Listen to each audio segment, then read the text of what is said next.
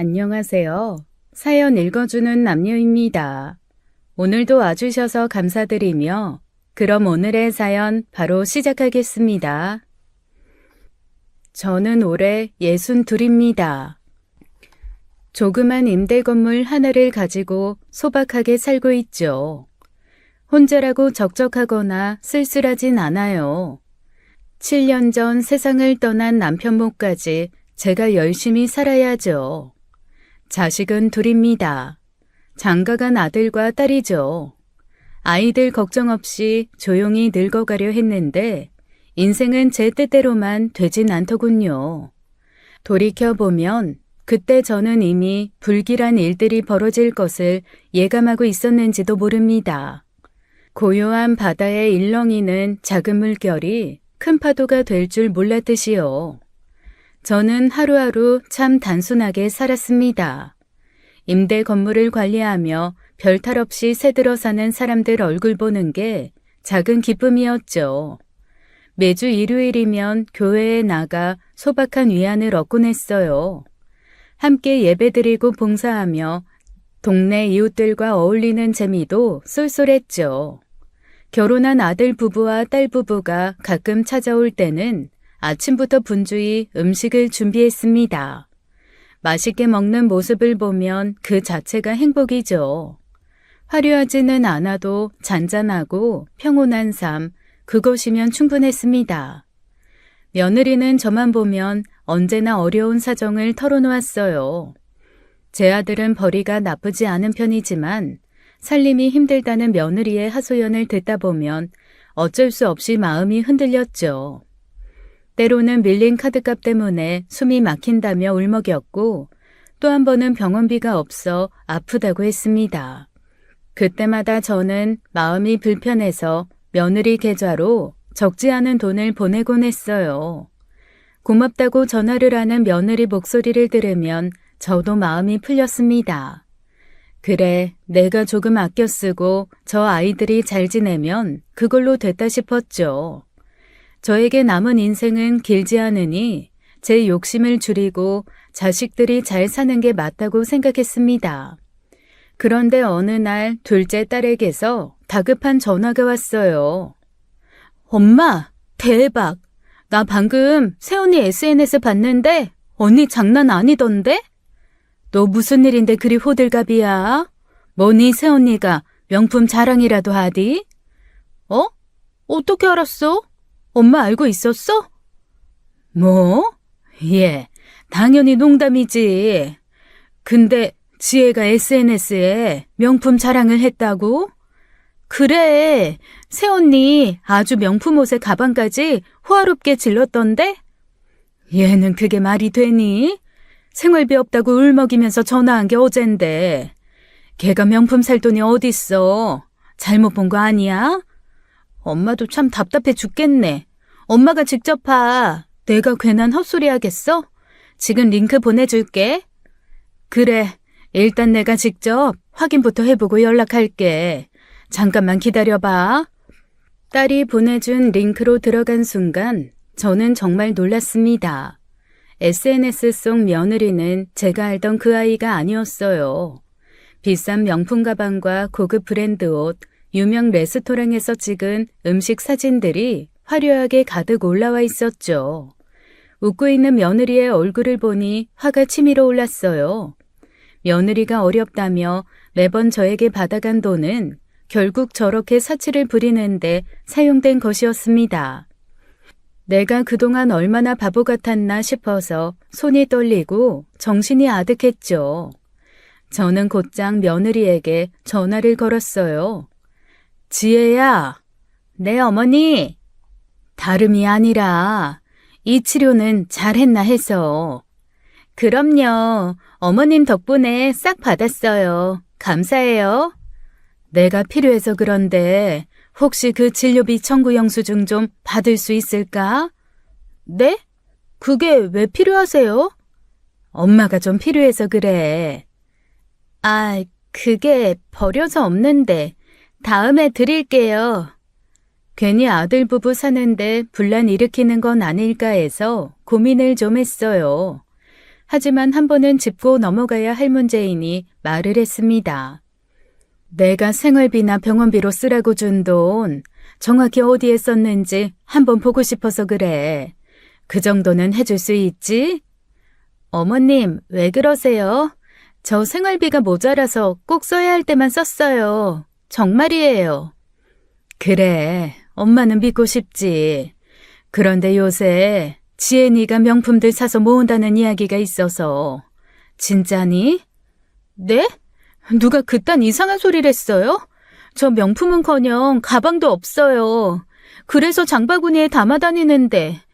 가방이 없어? 이번에도 신상 명품 가방 샀던데 네 SNS에서 내가 두 눈으로 확인한 거야. 네? 아니, 어머님, 제 SNS 어떻게 아세요? 막 염탐하세요? 그걸 왜 허락도 없이 보세요? 이거 사생활 침해예요. 세상 사람들 다 보라고 자랑하듯 올렸으면서 내가 보면 사생활 침해니? 아무튼 그 가방이랑 옷은 어떻게 산 거니? 돈 없다고 힘들다며. 에이, 그냥 친구들한테 없어 보이기 싫어서 그냥 사진만 찍어서 올린 거예요. 진짜 산 게 아니라니까요. 그럼 내가 준 돈 어떻게 쓴지만 알려다오. 아, 정말 피곤하게 하시네. 어머님, 계속 이런 식으로 의심하고 간섭하면 저 스트레스 받아요. 그럼 임신도 못하고 어머님께서 기다리는 손주도 못 보세요. 어머? 지금 너 임신으로 나 협박하니? 협박이 아니라 저도 이런 참견은 못 참는다고요. 적당히 하세요. 그래, 알았다. 앞으로 참견 안 하마. 대신 내 참견도 필요 없을 테니 이제 더 이상 나한테 돈 얘기하지 말거라. 그러고는 전화를 끊었어요. 전화를 끊고 난 후 저는 한동안 숨을 고를 수가 없었어요. 어쩌면 그렇게 뻔뻔할 수 있는지 제가 평소 알고 있던 며느리가 맞나 싶었죠. 그토록 간절히 울먹이며 도와달라고 했던 모습이 연기였다는 사실이 너무 끔찍했습니다. 그런데 그날 저녁 이번엔 아들한테서 전화가 왔어요. 평소와 다르게 아들의 목소리가 잔뜩 화가 나 있었죠. 엄마, 며느리한테 그러는 건 진짜 아니지 않아? 뭐가 아니야?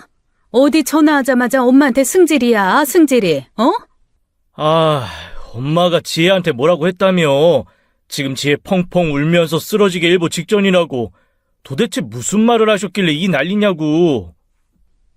며느리가 저와의 통화를 끝낸 뒤 곧장 아들에게 울먹이며 하소연을 했던 모양입니다. 자신이 돈 때문에 제게 심하게 무시를 당했다며 눈물을 흘렸다죠. 며느리의 억울하다는 눈물에 넘어간 아들은 상황을 알아보지도 않고 무작정 제게 전화를 해 짜증을 내기 시작한 겁니다. 애지중지 키운 아들 입에서 그런 말이 나오니 저도 화가 나더라고요. 엄마가 생활비 몇 푼 줬다고 사람 자존심까지 짓밟으면 돼요? 지혜한테 도대체 왜 그러세요? 돈 아까워서 그래요? 몇 푼? 몇 푼? 돈이 아까워? 이 썩을 놈이 입 뚫려 있다고 지 엄마한테 똥을 뱉어? 그럼 넌 그 몇 푼이 없어서 왜 계속 나한테 손을 벌리니? 그리고 너 지금 제대로 된 상황은 알고 이러는 거야? 아니, 지혜가 펑펑 울고 난리를 치는데 그럼 제가 누구 말을 믿겠어요? 엄마가 선을 넘었으니 걔도 그렇게 속상해하는 거 아니겠냐고. 선을 넘은 건 네 처지. SNS에 올려둔 명품 가방이랑 옷들 그거 네가 사준 거야? 어? 돈 없다고 엄마 돈 가져가 놓고 명품이 웬 말이니? 아니, 그게 진짜든 아니든 엄마가 며느리 사생활까지 그렇게까지 캐고 다니는 게 정상이냐고. 내가 캐긴 뭘 캐고 다녀? 자기가 명품 자랑하면서 이곳저곳에 올려대니 내 귀에까지 들어온 거지. 그리고 난 바보 등신 천치여서 니들이 돈 달라고 하면 돈이나 대줘야 정상이니?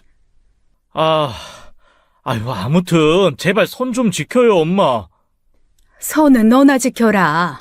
한 번만 더 그러면 너랑 내 사이에도 선 그어버릴 테니까 나한테 이러기 전에 네 처가 뭐하고 다니는지나 제대로 알아봐. 으이구 쭉정이 같은 놈. 평생을 나름대로 올곧게 키웠다고 생각한 아들이 저를 이런 식으로 대하니 화딱지가 밀물처럼 밀려왔어요. 지들 어렵다는 말에 생활비까지 보태준 제가 대체 뭘 그렇게 잘못했는지 알 수가 없었고요. 아들이라고 온실 속에서 물 주고 애지중지 가고 줬는데 키우고 보니 가지마다 가시만 가득 박혀 있었네요. 처음으로 아들에게 깊은 실망과 분노가 느껴졌습니다. 며칠간 잠을 제대로 이룰 수가 없었어요. 억울함과 화는 점점 깊어지고 있었죠. 아들놈은 며느리의 사치를 제대로 확인했는지 어쨌는지 연락도 없었고요. 그리고 일주일 만에 아들 며느리가 직접 저를 찾아왔습니다. 아마도 지원이 끊긴다고 하니 사태를 수습하려는 태도였겠죠. 아들과 며느리가 집에 들어섰을 때 저는 표정을 철저히 관리했어요. 화난 모습도 억울한 기색도 내비치지 않았죠. 처음에는 가벼운 안부부터 묻다가 곧 본론으로 들어갔습니다. 네가 생활비가 없어 어렵다고 할 때마다 난 단 한 번도 의심한 적이 없었다. 어머니, 정말 오해세요. 오해? 네가 말하는 그 오해가 대체 뭐니? 그럼 이 사진은 뭐야? 이게 오해니? 정말 죄송해요. 친구들 앞에서 창피해서 명품 빌려서 찍었어요. 용서해 주세요. 그럼 내가 준 돈 어떻게 썼는지 증명해라. 그럼 네가 사과를 해야 하는지 내가 너한테 사과를 해야 하는지 바로 알겠지. 아니 어머니, 그건 제 사생활인데. 그럼 네 사생활 존중해주면서 난 계속 오해할란다. 앞으론 단 한 푼도 없을 거야. 어머니, 억지 좀 그만 부리세요. 그럼 증명해. 마지막 기회다. 결국 며느리는 끝까지 제가 준 돈을 어디에 사용했는지 밝히지 못했습니다. 그저 아들과 며느리는 무거운 발걸음으로 자기들 집으로 돌아갔죠. 저 역시 마음이 편치 않았지만 이 결정을 절대 바꾸지 않겠다고 다짐했어요. 그런데 며칠이 지나지 않았을 때였어요. 이번에 아들이 저를 혼자 찾아왔죠. 그동안 마음고생을 했는지 얼굴이 퀭했습니다. 엄마, 미안해요. 내가 성급하게 화부터 내고. 미안해야지. 지 처말만 듣고 엄마를 그렇게 몰아붙이더니. 제가 정말 잘못했어요. 다시는 안 그럴게요. 제발 이번 한 번만 용서해 주세요. 용서를 하든 말든 이번 결정은 번복 없어. 그것 때문에 사과하는 거라면 그냥 돌아가. 엄마. 우리 진짜 힘들어요. 다시 한 번만 생각해 주세요. 독이 된 거야, 독이. 네? 독이요? 무슨 독? 너희 어려운 것 같아서 내 마음이 아려서 도왔더니 오히려 그게 너희들한테 독이 됐다고. 이젠 그런 실수 두 번 다시 안 할란다. 엄마, 왜 그래? 아들은 그렇게 어깨가 축 처져 집으로 돌아갔습니다. 아들이 떠난 자리에 씁쓸함이 맴돌았죠. 하지만 어쩌겠어요. 이미 무너진 신뢰가 쉽게 복구될 리 없으니 말입니다. 그 일이 있고 난 후 얼마 지나지 않아 이상한 일이 벌어지기 시작했습니다. 평소처럼 교회에 나가 예배를 드리려고 했는데 들어서는 순간부터 분위기가 심상치 않았죠. 분명 저를 보고도 아는 채 없이 고개를 돌리는 사람들, 그리고 제가 가까이 가면 무슨 일이라도 난 듯이 급히 자리를 피하는 사람들, 늘 웃으며 친근하게 인사를 나누던 사람들의 얼굴에는 왠지 모를 불편함이 서려 있었습니다. 처음엔 그냥 제 기분 탓이라고 생각했어요. 그런데 시간이 흐를수록 분명히 무언가 이상하다는 확신이 들었죠. 심지어 평소 저와 가깝게 지냈던 집사님조차 냉랭한 표정으로 저를 마주했거든요. 예배 전 인사를 건네려고 집사님께 다가가 밝게 웃으며 말을 걸었는데 그분이 갑자기 말없이 일어나 자리를 피했습니다. 너무나 당황스럽고 놀라 말문이 막혔어요. 분명히 뭔가 잘못 돌아가고 있었어요. 혹시 누군가 나에 대한 나쁜 말을 퍼뜨리는 건 아닐까 하는 생각이 퍼뜩 들었죠. 예배가 끝나고 저는 오랜 친분을 유지해왔던 집사님을 따로 만나 이유를 물었습니다. 요즘 교회 사람들이 자꾸 나를 피하는 것 같은데 내가 뭐 잘못했어요? 아, 권사님, 그게 제가 뭐라 말씀드리기가 좀... 나 진짜 답답해서 죽겠어. 이렇게 불안해서는 교회에 발도 못 붙이겠으니 제발 이유라도 좀 알려줘요. 권사님, 사실 요즘 며느님이 교회에서 권사님에 대해 안 좋은 얘기를 좀 했어요. 뭐라고요? 아니, 무슨 안 좋은 이야기를 하고 다녀? 물론 사람들이 다 믿는 건 아니에요. 저도 안 믿고. 근데 며느님이 워낙 구체적으로 말을 하고 다니니까 오해하는 사람들이 점점 늘어나는 거지. 저는 그 말을 듣는 순간 황당했죠. 며느리와의 갈등이 교회 안까지 번져 들어와 저를 괴롭힐 줄은 상상도 못했습니다.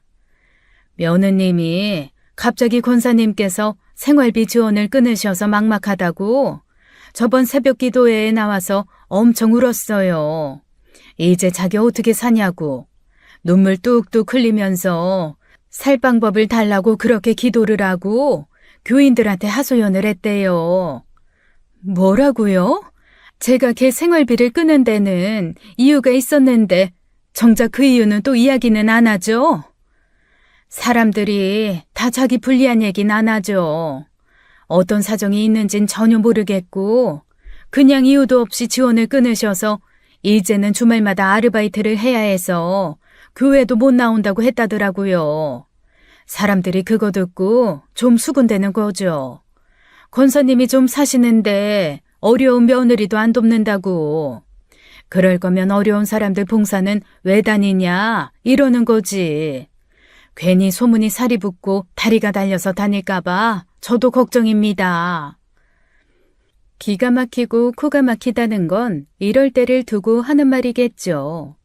철저하게 가난한 피해자로 위장한 며느리의 거짓 눈물 한 방에 교회 사람들은 쉽게 넘어갔어요. 제가 쌓아왔던 신뢰와 명예는 한순간에 무너지고 말았죠. 저를 오래간 지켜봐온 사람들이 냉정한 시어머니라고 수군거리며 비난하고 있었던 거였어요. 며느리가 어떻게 그런 거짓말을 아무렇지 않게 퍼뜨릴 수 있는지, 또 그런 얘기를 듣고 교회 사람들은 왜 한 번도 제게 직접 확인하지 않았는지 억울함과 분노가 동시에 몰려왔습니다. 교회에 퍼진 얘기는 사실이 아니에요. 내가 지혜 개 지원을 끊은 건 분명한 이유가 있어서였어요. 아휴, 진짜 나만 억울해서 승질나네. 어머, 그렇죠? 나도 그럴 거라 생각했어. 아니, 그럼 지금 며느님이 거짓말하고 다녔다는 거잖아. 저는 그 자리에서 휴대폰을 꺼내 며느리의 SNS를 캡처해둔 사진들을 펼쳐 보였습니다. 집사님은 화면에 가득한 명품 가방과 옷, 화려한 해외여행 사진들을 보자마자 눈이 커졌어요. 도저히 믿을 수 없다는 듯 화면을 계속 넘기며 고개를 저었죠. 처음에 이거 보고 저도 많이 놀랐어요. 솔직히 남들한테 굳이 밝히고 싶진 않았는데 그냥 이렇게 오해로 남기엔 내 마음이 너무 속상하고 아프네. 정말 몰랐어요. 저도 그동안 며느리 말을 철석까지 믿고 권사님을 너무 쉽게 판단했네요. 미안해요. 에휴, 속상해서 어째? 그러게요. 교회에서 사람들 하나하나 붙잡고 오해 풀기도 그렇고 내가 이 사람 저 사람 붙잡고 며느리 흉봐서 뭐해. 내 얼굴에 침 뱉기지. 그냥 답답하고 속이 상해서. 권사님, 걱정 마세요. 제가 상황 잘 봐서 사람들이 오해하지 않도록 잘 설명해 볼게요. 그동안 권사님이 한 게 있는데 여기서 더 오해하면 오해하는 사람들이 나쁜 거지 뭐. 집사님은 곧장 다른 교인들에게 진실을 조심스럽게 알리기 시작했습니다.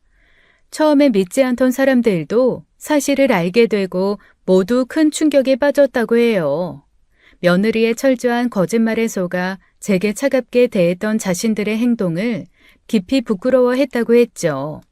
얼마 지나지 않아 교회 사람들이 제게 하나둘씩 찾아와 사과를 건네기 시작했어요. 오해를 해서 미안하다고요. 하지만 저는 마음이 크게 좋아지진 않았습니다. 며느리가 이렇게까지 저를 공격할 줄은 정말 상상도 못했으니까요. 교회 사람들한테 무슨 말을 하고 다닌 거니?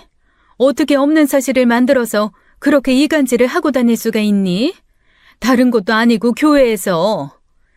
전 없는 말 한 적 없는데요. 있는 그대로 얘기했을 뿐이에요. 어머? 뭐가 있는 그대로라는 거야? 치과 치료 비용 없다고 나한테 돈 받아서 명품 가방 사는 그런 사실 말이니? 어머님이 생활비를 끊으셔서 저 주말마다 알바 뛰느라 교회 못 나가는 건 사실이잖아요. 그건 내가 돈을 끊어서가 아니라 네가 감당 못할 사치를 부려서 그런 거지. 그리고 주말마다 아르바이트 다니는 건 사실이야? 말 못해요. 사생활 침해 그만하세요. 말 잘하네. 네 인생을 내 돈으로 결제했으면 사용 내역 정도는 공개해야 맞는 거 아니니? 교회에서 있었던 사건 이후 며느리와 제 사이는 완전히 틀어졌습니다. 아들과도 마찬가지였어요. 아무리 노력해도 깨진 신뢰를 다시 붙이는 건 어려운 일이었죠. 그런데 얼마 지나지 않아 더 큰 일이 벌어지고 말았습니다. 제가 소중히 간직하던 친정 부모님의 유품인 금팔찌와 가락지가 감쪽같이 사라져버린 거예요. 작은 방 금고에 넣어두었는데 함께 넣어둔 돈들도 함께 사라졌더군요. 처음엔 제가 어디 잘못 둔 줄 알고 온 집안을 샅샅이 뒤졌지만 금고에 있는 돈들도 함께 사라졌으니 당연히 도둑의 소행이라 생각했어요. 어떤 놈인가 하고 금고가 있던 작은 방에 설치해둔 CCTV 영상을 돌려봤죠. 그런데 그 순간 화면 속 모습에 경악을 금치 못했습니다. 그 영상 안에서 며느리가 금고를 뒤지며 금부치와 현금들을 훔치는 장면이 생생하게 찍혀 있었거든요. 정말 너무 어이가 없어 아무 말도 할 수가 없었어요. 더 충격적인 사실은 며느리 혼자만의 일이 아니었다는 것이었습니다. 영상 속에서 아들이 방문 밖에 서 있는 게 보였거든요. 한마디로 아들놈이 집 현관 비밀번호와 금고 비밀번호를 알고 있으니 가능한 일이었죠. 사실 이 사건이 터지기 반년 전에 집에 도둑이 든 적이 있었습니다. 제가 지방에 갔을 때 있었던 일인데요. 다행히 금고는 털리지 않았지만 화장대에 넣어둔 작은 현금들은 도둑 맞았었어요. 그래서 혹시나 하고 그 이후 집에 CCTV를 설치해 두었습니다. 도둑 든 걸 알면 아들이 걱정할까봐 그 얘기를 아들에게는 하지 않았었죠. 그런데 그 CCTV로 아들 부부의 도둑질을 잡았으니 제가 얼마나 황당하고 허무했을까요?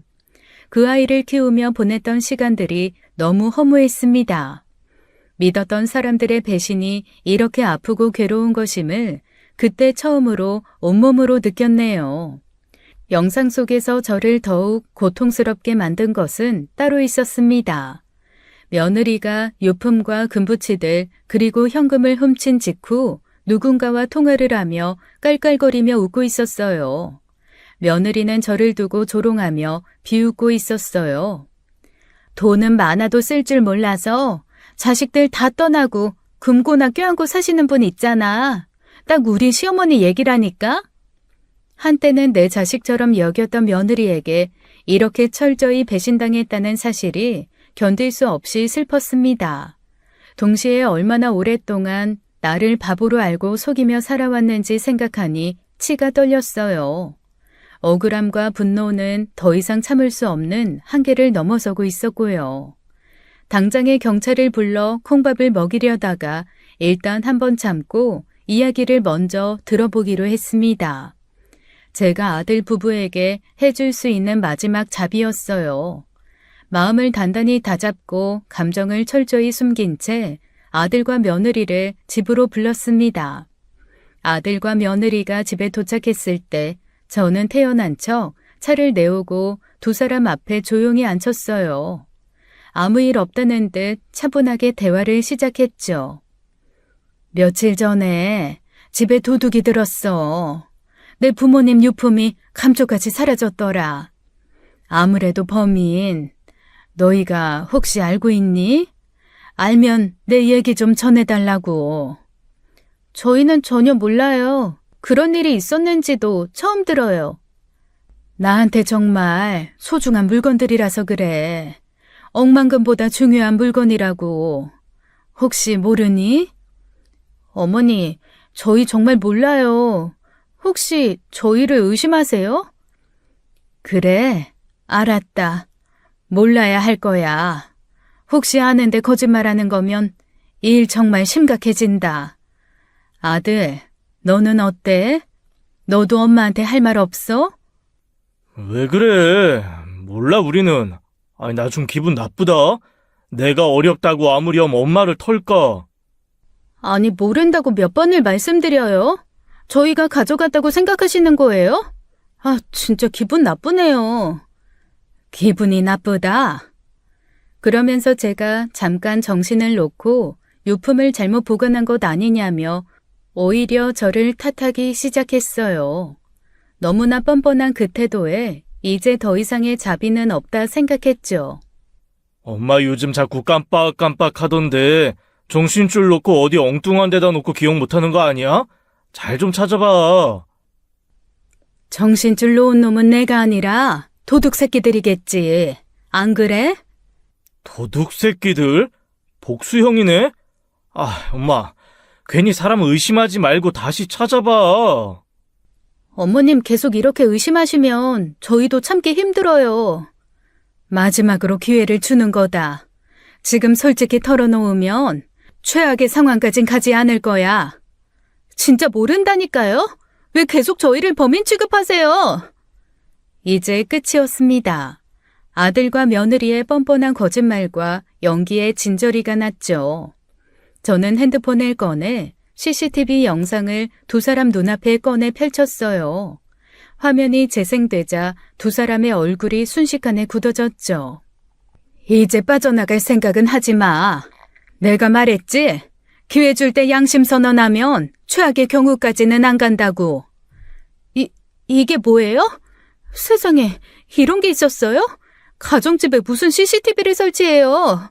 어머니, 이거 오해예요. 엄마! 아이, CCTV가 대체 왜 있어? 이런 걸 언제 설치했어? 대체 왜? 지금 그게 중요하니? 니들이 지금 상황 파악이 안 되는 모양인데 이 영상 앞에서 변명 따위가 통할 거라고 생각해? 내가 너희들을 믿고 준 신뢰의 값이 이런 배신이었어? 아니, 그래도 이건 불법 촬영 아니에요? 이렇게 몰래 찍으면 안 되는 거잖아요. 내 집에 내 물건 지키려고 찍은 게 무슨 불법? 그래, 경찰 불러서 물어보자. 내 집에 CCTV 설치한 게 불법인지, 내 금고 열고 금붙이랑 돈 털어간 게 불법인지. 엄마, 잘못했어. 미안해. 오늘부로 너희들에 대한 믿음은 완전히 끝났다. 더 이상 내 인생에 너희들은 없어. 제 목소리가 방안을 차갑게 메웠습니다. 두 사람의 얼굴에는 두려움이 가득했어요. 더 이상 어떤 변명도 통하지 않는다는 걸 깨달은 듯했죠. 훔쳐간 내 부모님 유품 당장 가져다 놔라. 지금 당장! 못해요. 뭐? 너 지금 뭐라고 했니? 이미 중고거래로 팔았어. 찾고 싶어도 우리도 이제 못 찾아. 남의 물건을 훔친 것도 모자라 팔아 넘기기까지 했다고? 준호, 너는 그게 엄마한테 어떤 물건인지 할머니 유품인 거 알면서 그랬다는 말이야? 너희들 진짜 사람 맞니? 엄마, 우리도 상황이 이렇게 커질 줄 몰랐어. 일단 좀 진정하세요. 모른 게 아니라 안 걸릴 줄 안 거겠지. 딱 사흘 줄 테니 어떻게든 찾아놔. 못 찾으면 그땐 경찰서에서 만나자. 이미 팔았는데 어떻게 찾아요? 그리고 나도 힘들었다고. 빚 독촉은 계속 오는데 나보고 어쩌라고. 엄마가 그냥 도와줬으면 이런 일도 없잖아. 따지고 보면 내 탓만도 아니야. 그 빚이 나 때문에 생긴 거니? 너희가 감당 못할 명품의 해외여행에 그렇게 사치 부려서 그런 거잖아. 어디서 잘잘못을 우는애 감히. 내 참을성도 여기까지다. 딱 사흘이야. 경찰에 넘겨서라도 네 할머니 유품 반드시 찾아낼 테니까 그렇게 알아라. 어머니, 경찰까지 부르는 건 너무 심한 거 아니에요? 저희 가족이잖아요. 제발 그건 아니잖아요. 니들이 나를 가족으로 생각하긴 했니? 엄마, 경찰에 가봤자 친족 상도례가 있어서 난 처벌 못해요. 지금 당신만 혼자 빠져나갈 생각이야? 진짜 뻔뻔하다 뻔뻔해. 둘 다 입 다물어. 너 친족상도례 처벌. 그거 헌법 불합치로 중지된 지 오래야. 그리고 너랑 난 같이 살고 있지도 않았으니 친족상 도래고 나발이고 뭐고 상관없이 고소 가능하니까 착각 말어. 정말 엄마 친아들까지 고소하겠다는 거야? 아들 얼굴에 꼭 별을 그려 넣겠다고? 못할 것 같니? 네가 네 애미를 몰라도 한참을 모르는구나. 나는 더한 것도 해. 네가 그렇게 뻔뻔하게 산 게 이 애미 탓이니 지금부터라도 정신 똑바로 차리게 엄마가 참교육 좀 제대로 시켜주마. 아니, 뭐 이런 일로 경찰까지 불러요. 엄마, 살려주세요. 제발요. 듣기 싫다. 당장 내 앞에서 나가.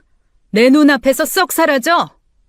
그리고 저는 진짜로 경찰에 신고를 했습니다. CCTV 영상까지 모두 전달하며 범인이 아들과 며느리라고 이야기했죠. 며칠 후 결국 경찰의 도움을 받아 어머니의 유품은 찾을 수 있었어요. 사건 또한 CCTV 영상이라는 명백한 증거가 있었기에 빠르게 마무리할 수 있었습니다. 아들놈은 친족상도례라는 개똥 같은 법을 이야기했지만 사실 그건 24년에 이미 헌법재판소에서 중지 결정이 난 법이었죠. 그래서 아들놈도 며느리와 똑같이 처벌할 수 있었어요. 결국 며느리와 아들에게는 합동절도, 특수절도, 주거침입, 재물손괴, 작물처분 등의 혐의로 징역 1년, 집행유예 2년의 처분이 내려졌습니다. 법적인 결과가 나오자 며느리와 아들은 더 이상 아무 말도 할 수 없었죠. 그날 저는 무너져 내리는 마음을 간신히 추슬렀습니다. 오랜 세월 품었던 아들에 대한 신뢰가 완전히 끝나버렸으니 말이에요. 그렇게 아들 부부와 저의 관계는 돌이킬 수 없이 악화되었죠. 그렇게 저희 가족은 앞으로 다가올 막장 사건을 향해 빠르게 걸어가고 있었습니다. 유품절도 사건으로 아들 부부가 처벌을 받은 후 몇 달이 지났어요. 그동안 서로 연락도 안 하고 지냈죠. 그저 제 가슴속 한구석에서 계속 불길한 예감이 들었습니다. 며느리가 쉽게 물러설 성격이 아니라는 걸 알고 있었으니까요. 그러던 어느 날 밤이었습니다. 잠을 청하려고 막 불을 끈 순간이었어요. 갑자기 초인종이 미친 듯이 울렸죠. 올 사람이 누구인가 싶어 급히 현관 앞으로 나가 인터폰을 통해 화면을 확인했습니다. 그곳엔 다름 아닌 며느리가 서서 계속 초인종을 누르고 있었어요. 저는 놀랍기도 하고 주변 이웃들에게 민폐이기에 서둘러 문을 열어 며느리를 드렸죠. 아주 진한 술 냄새가 풍겼어요. 이 시간에 시끄럽게 무슨 짓이니? 너 술 마셨니? 마시지 안 마셔요? 제정신으로 살 수가 없으니까요. 뭐? 어머니가 경찰에 신고만 안 했어도 제 인생이 이렇게까지 바닥치진 않았어요. 그게 뭐 그리 대단한 거라고 신고까지 하세요? 남의 물건 도둑질해놓고 넌 그걸 내 탓을 하니?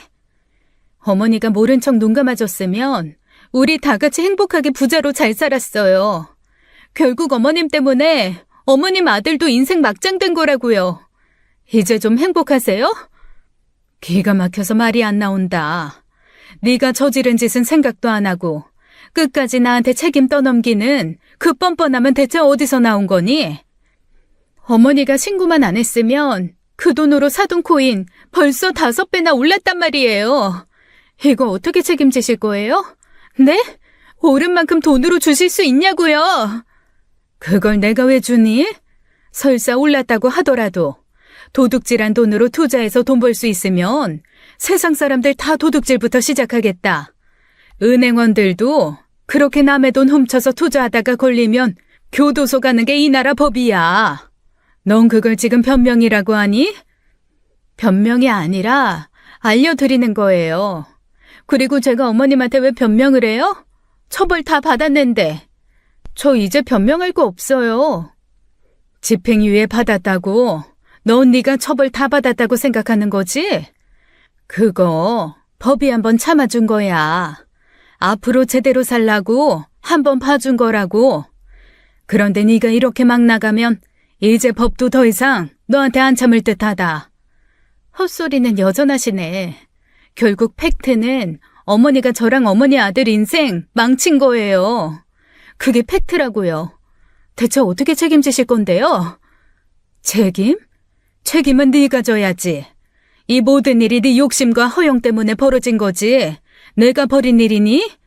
어머니가 고소하지 않고 조용히 넘어갔으면 지금쯤 우린 행복하게 잘 살고 있었겠죠. 그러니까 전부 어머니 잘못이지. 왜 내가 책임을 져? 남의 돈 훔쳐서 코인 따위나 하는 게 행복이냐? 양심도 없는 것. 내 집에서 당장 나가라. 그렇게 양심 잘 챙기시는 어머니는 평생 그 돈이나 꼭 쥐고 혼자 외롭게 늙어가세요. 그리고 혼자 죽으셔. 이게 어디? 내 눈앞에서 당장 꺼지라니까? 며느리는 제 말을 듣지 않고 집 안으로 들어와 마구잡이로 물건을 던지기 시작했습니다. 식탁 위에 찻잔이 떨어져 깨지고 화병이며 액자들도 마룻바닥 위로 쏟아져 산산이 부서졌어요. 저는 너무 놀라 급하게 며느리 손을 붙잡고 난동을 못 부리게 하려고 했죠. 그때였어요. 현관문이 열리며 아들이 집으로 달려들어왔습니다. 아들은 난동을 부리는 며느리를 보며 놀라서 달려와 며느리를 붙잡았죠. 너 지금 여기서 뭐 하는 거야? 내가 여기 오지 말라고 했어, 안 했어? 제발 정신 차리고 진정 좀 해. 술 마셨으면 조용히 집에서 자라고. 속이 터지겠는데 잠이 오냐? 다 당신 엄마 때문이야. 다 당신 엄마 때문이라고. 내가 하루에도 12번씩 화가 나서 참을 수가 없다. 제발 그만 좀 해. 지금 또 문제 키우려고 이러는 거야? 정신 차리고 술 좀 깨면 이야기하자, 어?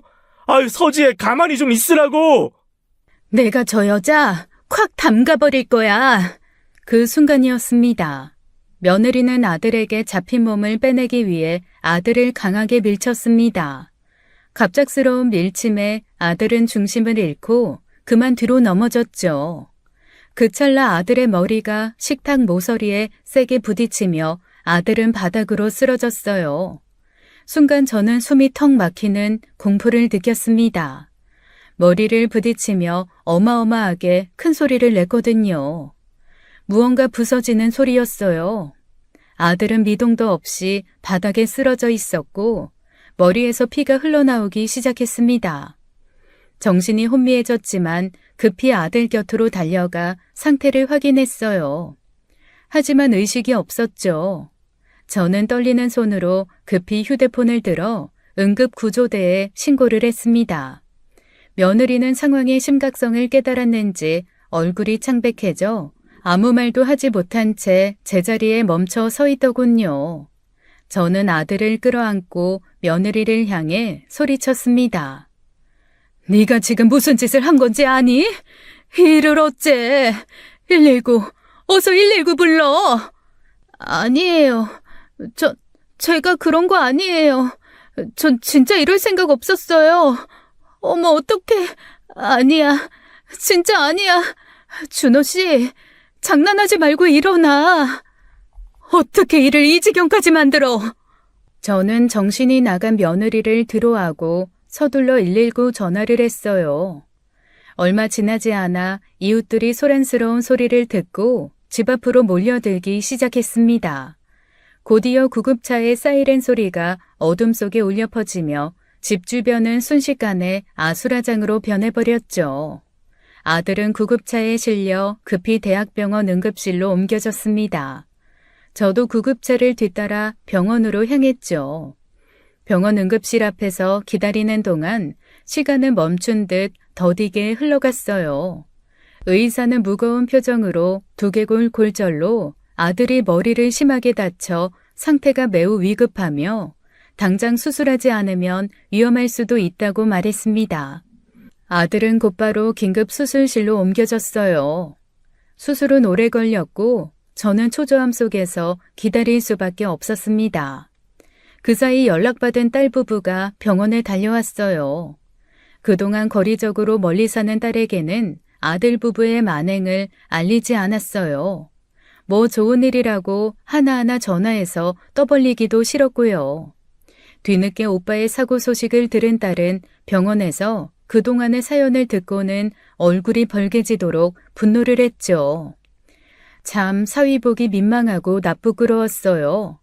마침내 수술이 끝나고 중환자실로 옮겨진 아들의 모습을 보았을 때 저는 가슴이 미어지는 듯 고통스러웠습니다. 아들은 아무런 의식도 없이 산소 호흡기에 의존한 채 힘겹게 누워 있었거든요. 그렇게 며칠이 지났지만 아들은 깨어날 기미를 보이지 않았습니다. 계속 혼수 상태로 중환자실에 누워있는 아들을 보며 제 심정은 말로 표현할 수 없을 만큼 괴로웠어요. 그 사건 이후 며느리는 병원에 한 번도 나타나지 않았습니다. 연락조차 완전히 끊긴 채 사라져버렸죠. 아들의 상태가 위중해지는 동안 며느리는 책임을 회피한 채 숨어 있었던 겁니다. 그렇게 사건 발생 후 나흘째 되던 날이었어요. 제가 병원 복도에서 지쳐 앉아 있을 때 눈앞에 익숙한 사람이 보였습니다. 며느리였어요. 너무나 뻔뻔하게 아무 일 없다는 듯이 병원으로 걸어 들어오더군요. 그 순간 제가 그동안 간신히 참아왔던 분노가 폭발했죠. 네가 지금 무슨 낯짝으로 여길 와? 어떻게 감히 내 앞에 나타날 수가 있어? 어머, 이상한 말씀을 하시네요. 제가 남편 병문안을 오면 안 될 이유라도 있나요? 그것보다 어머님이 여기로 오시면 안 되죠. 어머니가 자기 아들 밀쳐서 다치게 한 거 아닌가요? 무슨 낯짝으로 여기로 와요? 뭐라고? 지금 네가 내 앞에서 그런 뻔뻔한 거짓말을 해? 넌 정말 하늘이 무섭지도 않니? 뻔뻔하긴요. 제가 아니라 어머니가 밀쳐서 남편이 다친 거잖아요. 어머님이 뻔뻔하죠. 어디서 그런 거짓말을 하세요? 하늘이 안 무서우세요? 아무리 잘못을 했어도 자식한테 그렇게 심하게 하시면 안 되죠. 내가 내 자식을 밀어서 다치게 했다고? 그렇게 말도 안 되는 소리를 하다니 너 정말 사람이 맞긴 한 거니? 이 모든 일 결국 어머니가 자초하신 거예요. 그러니까 이젠 각오 제대로 하시는 게 좋을 거예요. 며느리의 어처구니 없는 거짓말에 저는 극도의 분노를 느꼈습니다. 그런데 며느리는 한술 더 떠 경찰에 허위 신고까지 했어요. 자신의 폭행으로 아들이 쓰러졌는데 그 죄를 저에게 뒤집어 씌우려고요.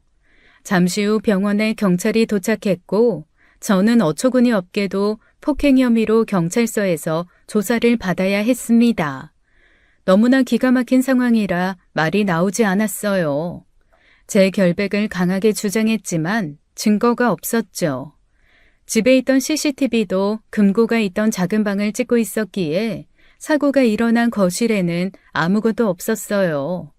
저와 며느리 모두의 진술이 엇갈리자 경찰 수사는 결론을 내지 못했습니다.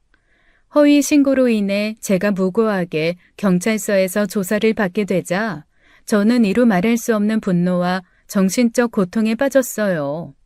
경찰서에서 돌아오는 길, 저는 인생에서 한 번도 느껴보지 못한 모욕감과 참담함을 느꼈습니다. 평생 키운 아들은 자기 엄마 집을 도둑질하다가 중환자실에서 사경을 헤매고 있고 며느리는 저를 가해자로 몰아 경찰서 조사까지 받게 하다니요. 참 인생 별거 없구나 싶었어요. 모든 것이 무너지고 남은 폐허 속에 홀로 서 있는 기분이었습니다. 그렇게 하루하루가 지날수록 정신적 압박과 스트레스가 극에 달했고 몸 상태도 급속히 나빠졌죠. 음식도 제대로 넘어가지 않았습니다. 그러다 결국 어느 날 일이 터지고 말았어요. 그날 밤 갑자기 가슴에 심한 통증이 느껴졌습니다. 마치 심장에 송곳이 박히는 듯한 고통이었어요. 처음엔 순간적으로 지나가는 증상이겠지 생각했지만 점점 숨쉬기 힘들고 다리가 풀리기 시작했죠. 그 순간 눈앞이 깜깜해지더니 저는 그대로 바닥에 쓰러지고 말았습니다. 정신이 희미해지며 이대로 죽는 건가 싶은 두려움이 온몸을 덮쳤죠. 얼마나 시간이 흘렀을까요? 어디선가 희미한 소리가 들렸습니다. 딸의 목소리였어요. 어지러웠지만 간신히 눈을 뜨자 딸과 사위가 놀란 얼굴로 저를 바라보고 있었어요. 엄마, 이제 정신이 들어? 다행이다. 우리가 얼마나 놀랐는지 몰라. 정말 다행이야. 내가 여기가 어디야? 대체 무슨 일이 일어난 거니? 장모님, 저희가 집에 들어갔더니 장모님이 바닥에 정신을 잃고 누워 계셨어요. 몸은 좀 어떠세요? 괜찮으세요? 정신을 차려보니 저는 병원의 응급실 침대 위였어요. 가슴에는 여러 의료기기들이 달려 있었고 숨을 쉬는 것조차 쉽지 않았죠. 담당 의사는 급성 심근경색으로 긴급 수술을 마쳤고 조금만 늦었으면 생명이 위태로웠을 거라고 했습니다. 순간 가슴이 철렁 내려앉았어요. 알고 보니 딸과 사위가 저를 발견해 제가 살 수 있었던 것이었습니다. 딸과 사위가 아니었다면 저는 이미 이 세상 사람이 아니었을 거라더군요. 의사가요. 딸 부부가 그날 저를 찾아온 것도 우연은 아니었죠. 아들 사건 이후 제가 걱정된 딸 부부가 왠지 모르게 불안한 마음에 저희 동네로 왔다고 하더라고요. 집 근처에 와서도 제가 연락을 받지 않자 딸이 급히 집으로 찾아온 거였죠. 이상한 불안한 마음이 들었었대요. 그게 저를 살린 셈이었습니다. 그러던 어느 날이었어요. 병원 침대에 누워 멍하니 천장을 바라보던 저는 담당 간호사의 목소리에 정신이 들었습니다. 혼수 상태였던 아들이 조금 전 드디어 의식을 되찾았다는 소식이었어요. 순간 심장이 쿵쾅거리고 머릿속이 아득해졌습니다. 저는 옆에 앉아있던 딸에게 서둘러 말했어요. 지금 당장 아들을 보러 가야겠다고요. 딸은 어이가 없다는 표정으로 절 바라보았습니다. 엄마, 지금 상황이 어떤데? 뭐가 그렇게 예쁘다고 오빠 얼굴을 보러 가겠다는 거야. 나중에 오빠가 오라고 해. 그래도 아들이잖니. 직접 가서 괜찮은지 봐야겠고, 그리고 꼭 물어볼 말도 있어. 엄마는 의사 선생님 말 못 들었어? 당분간 꼼짝 말고 누워 계셔야 한다잖아. 오빠 보러 가는 건 의사 허락받고 가. 제발. 나 좀 그만 좀 속상하게 만들어. 결국 저는 딸의 고집에 2일이 지나 간신히 아들 병실에 가볼 수 있었습니다. 아들의 병실 앞에 도착했을 때 마침 경찰관 2명이 마침 방문 조사를 진행하려고 들어가는 참이었어요. 저는 그 상황을 지켜보았죠. 사건 당일 상황 기억하십니까? 머리를 다치셨다고. 괜찮습니다. 대부분 다 기억합니다. 당시 상황을 가능한 정확히 진술해 주십시오. 분명히 기억하는데 제가 다친 건 어머니 때문이 아니라 아내 때문입니다. 그게 무슨 말씀이십니까? 아내분과의 진술이 달라서 그런데 다시 한번 정확히 어떤 상황이었는지 설명해 주시겠어요? 제 아내가 어머니한테 폭언을 퍼부으면서 폭력을 행사하려고 했어요. 그래서 제가 아내를 말리다 아내한테 밀쳐지면서 다친 겁니다. 분명히 말씀드립니다. 그럼 지금 하신 말씀은 모두 사실이고 며느리분이 했던 기존 진술이 거짓이라는 게 맞습니까? 네, 맞습니다. 이게 정확한 사실입니다. 지금까지 제가 겪었던 억울함이 마침내 진실로 밝혀진 순간이었죠.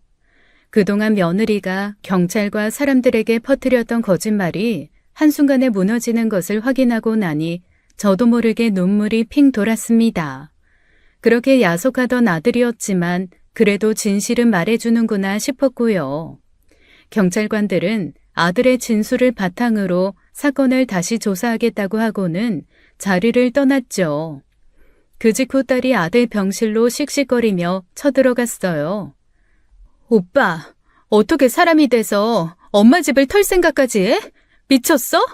내가 정말 잘못했어. 전부 내 탓이야.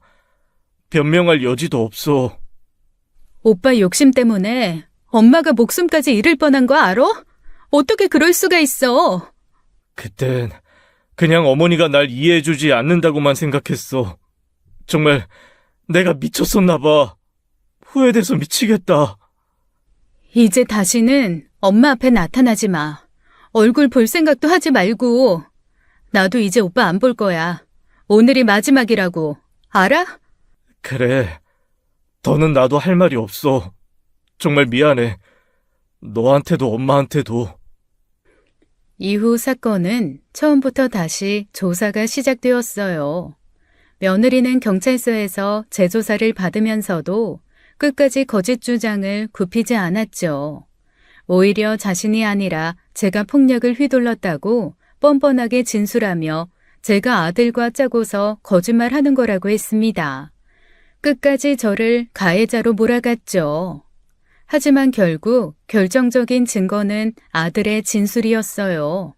아들은 의식을 회복한 후 경찰 앞에서 사고 당시의 상황을 일관되고 분명하게 증언했습니다. 며느리가 저에게 폭력을 가하려 했고 이를 말리다가 자신이 크게 다쳤다는 사실을 뚜렷하게 밝혀주었죠. 아들의 진술이 결정적 증거로 채택되면서 수사는 급물살을 탔습니다. 며느리는 곧장 중상해죄와 무고죄로 기소되었죠. 그동안 자신이 한 행동에 대한 반성도 없이 무고한 저를 가해자로 몰아 책임을 전가하고 피해자인 남편에게도 심각한 신체적 피해를 입힌 점이 강력한 가중처벌 요소로 작용했어요. 무엇보다도 과거 저희 집에 들어와 제 유품을 몰래 훔쳤던 절도 사건으로 이미 집행유예를 받고 있었기에 이 사건까지 더해져 더욱 무거운 처벌이 내려지게 되었습니다. 재판 과정에서 며느리는 처음부터 끝까지 억울하다고 주장했어요. 판사 앞에서도 뻔뻔하게 거짓말을 했죠. 하지만 재판부는 그 주장을 믿지 않았어요. 결국 며느리는 징역 3년이라는 무거운 실형을 선고받았죠. 내가 이렇게 망가진 거 다 당신 때문이잖아. 끝까지 이렇게 독하게 굴어서 나 감옥 보내야 직성이 풀리세요? 두고 봐. 절대 이대로 안 끝날 거예요. 반드시 똑같이 돌려줄 테니까 각오해. 며느리는 판결이 끝나고 법정에서 퇴장하는 순간까지 분을 참지 못하고 저를 향해 고함을 쳤습니다. 그 광경을 바라보면서도 며느리가 지금까지 벌인 일을 생각하며 제대로 된 응징이라는 생각만이 강하게 들었죠. 평생 쌓아 올린 둑을 허물고 들어온 거센 물살이 마침내 다시 제자리로 돌아가는 것을 보는 기분이었어요. 며느리는 자기가 저지른 행동의 결과를 받는 것뿐이니까요. 그 후로도 저는 병원에서의 생활을 이어갔습니다. 다행히도 아들의 상태가 점점 나아지고 있다는 소식이 들려왔죠. 여전히 아들에게 배신당한 상처와 분노가 있었지만 그래도 아들이 깨어나 회복 중이라는 사실에 마음은 놓이더라고요. 하루는 간호사가 아들이 저를 보고 싶어 한다고 했습니다.